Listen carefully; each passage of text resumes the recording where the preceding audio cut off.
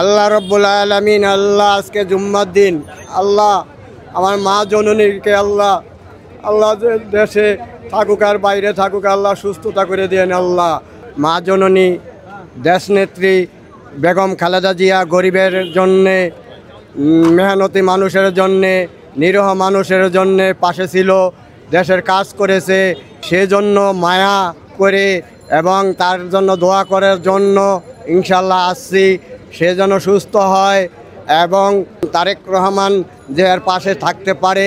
18 কোটি জনতার মা, কিন্তু তারপরেও তারেক জিয়া পাশে থাকলে আমরা চাই যে তার রোগমুক্ত আরও শান্তি পাবে মা জননীর পাশে থাকলে।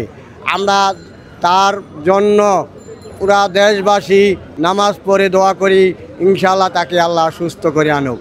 আল্লাহ রব্বুল আলামিন, আল্লাহ আজকে জুম্মার দিন, আল্লাহ আমার মা জননীকে আল্লাহ আল্লাহ যে দেশে থাকুক আর বাইরে থাকুক আল্লাহ সুস্থতা করে দেন। আল্লাহ আল্লাহ আজকে জুম্মার দিন, আল্লাহ রব্বুল আলামিনের কাছে মা জননীর কাছে হায়াত দারাজ করেন। আল্লাহ আল্লাহ তার রোগ সাফা করে দেন। আল্লাহ তাকে বিপদ আপদ থেকে হেফাজত করেন।